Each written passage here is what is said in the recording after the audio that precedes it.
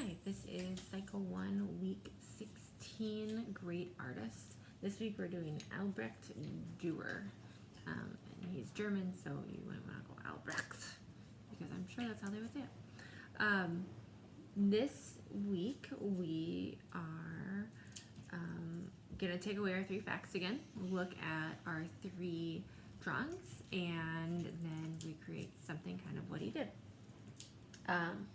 So our first fact is that he spent a lot of time with his father, who was a goldsmith, and he learned how to make jewelry and engrave metal, but his favorite was making prints on wood. So he would actually carve the wood into the wood, not necessarily carve the wood out, but he would carve into the wood.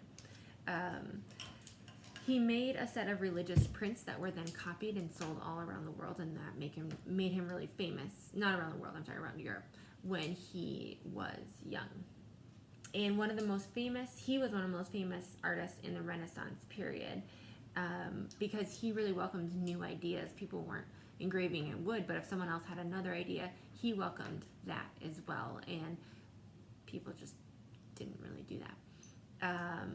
And so he was fascinated with the detail, and he really liked putting detail into his work, and you'll see that in some of these drawings. So the first one is a self-portrait of him.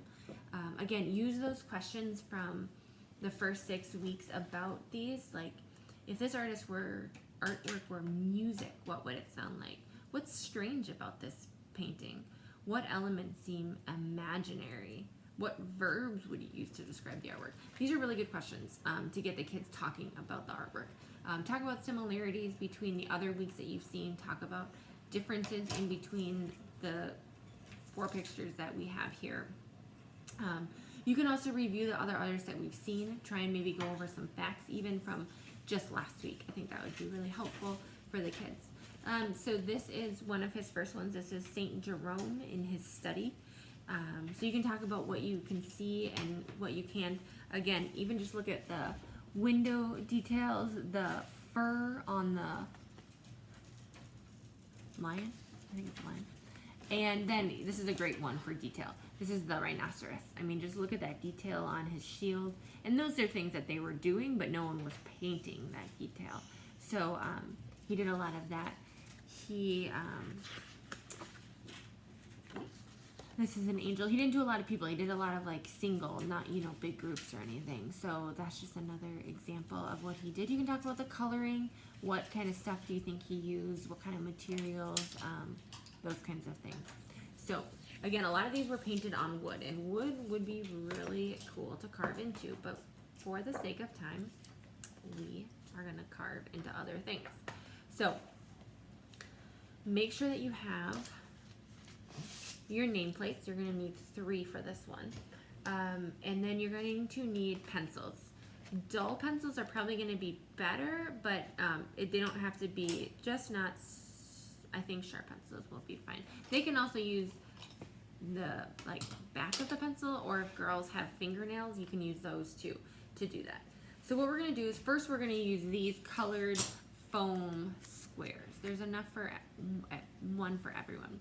And all we're going to do is we're just kind of going to practice, because these are a little bit more forgiving than what we're going to do next. And so what we're going to do is you're just going to tell the kids, just create something, easier for girls than boys, create something on this paper. And so for boys, this will be getting into, Valentine's Day, so that will not be helpful. Springtime and maybe a sport. It doesn't have to be anything specific, but maybe if you do have all boys, you might want to have some sort of suggestion on what they should draw to fill up the paper. So I'm just going to show you, how can I do this? Let's do it like this. So I'm writing sort of hard. I mean, I'm pressing down, but I'm not, and you can see that it's kind of showing up. And the pencil is helping that show up, but it's not going to show up on the other side. So that's just to give them an idea. After that, they're going to have 2 sheets of this paper, and it's called scratch foam, and that's literally what it is. If you scratch it away, you can kind of hear, and you're going to be able to see that line. Okay, So that's what they're going to do. So they're going to either recreate the same design 3 times, or they're going to create 3 different designs. But this one is much less forgiving than this one. So this one, the second that you press into it, it's going to make a pattern. And you can also, you can see this. So you can see if I press hard, it's going to make more of a line. And if I press light, it's going to go like that. So you can show a little bit of dimension in this one as well. So that's what we're going to do for that class. If you have extra time at the end of this, you might not, because there are 3 things, but if your kids go through them really fast, just try and remember, he was really big onto detail. So tell the kids that they need to put a lot of detail into what they're doing. Each class has their own bag for this week. So you have, each student is going to get 1 foam and 2 scratch foams for this week.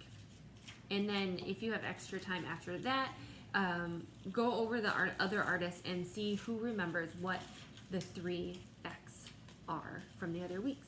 Good luck.